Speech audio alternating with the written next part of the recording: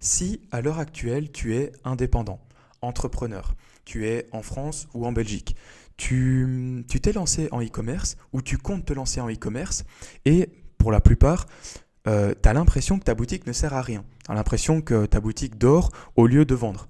Eh bien, reste bien sur cette vidéo. Je vais t'expliquer donc dans cette vidéo comment j'aide les e-commerçants comme toi à avoir une boutique qui convertit. Enfin, donc, je commence par les erreurs qui coûtent cher.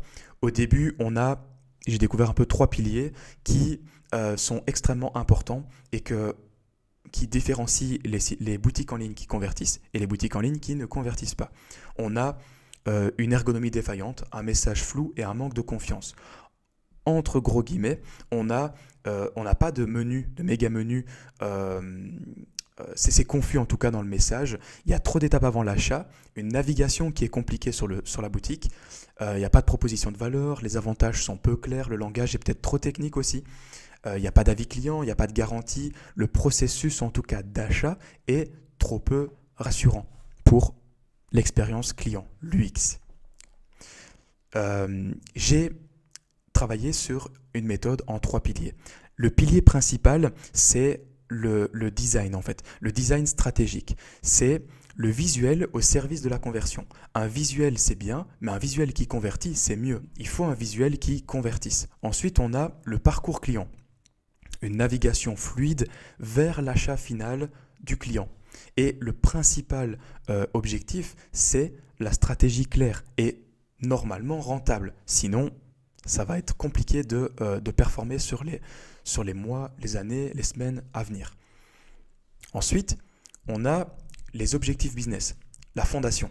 Donc la fondation, avant de construire une boutique en ligne qui est rentable, on doit avoir, pour moi, 3 points. On doit avoir une analyse de marché, on doit définir des KPI pour des résultats mesurables dans le temps et une stratégie de différenciation. On doit savoir, avant de construire une boutique en ligne, qu'est-ce qui te différencie de ton concurrent, le prix, etc. Il y a plein d'autres choses qui différencient. C'est hyper important.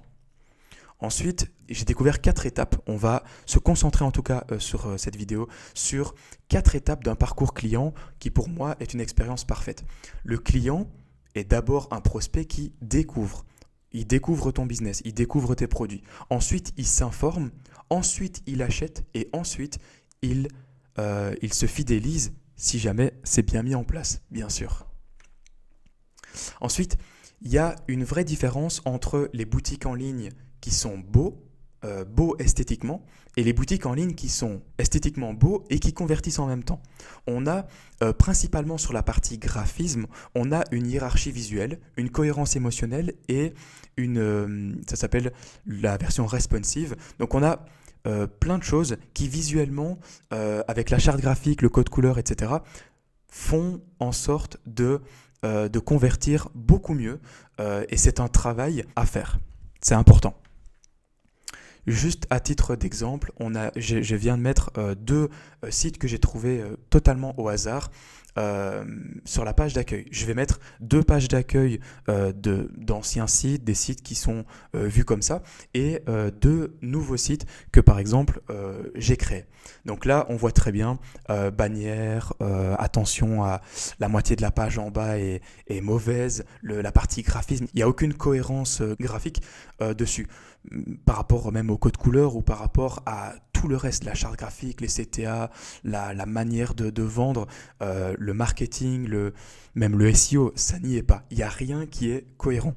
Et donc, si on veut une boutique en ligne qui convertit, on a une cohérence visuelle, des images, des textes, on a des CTA sur une boutique en ligne qui convertit.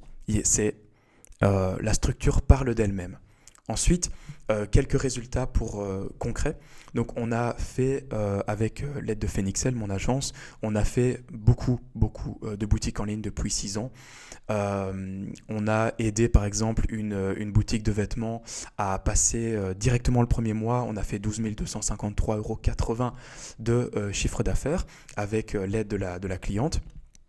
Ensuite, on a aidé pas mal de personnes et on a eu sur une boutique sur l'espace de 2 ans à 280 000 euros, une autre boutique.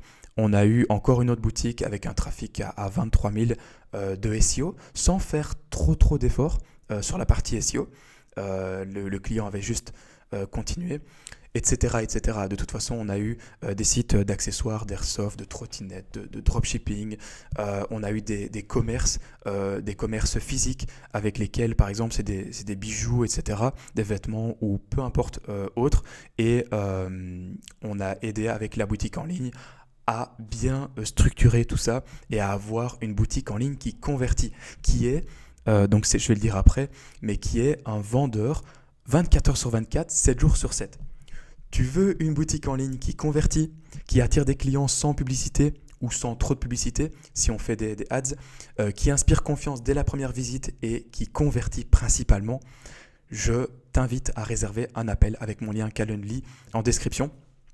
Et je t'aide à débloquer ta boutique en ligne et à booster tes ventes rapidement.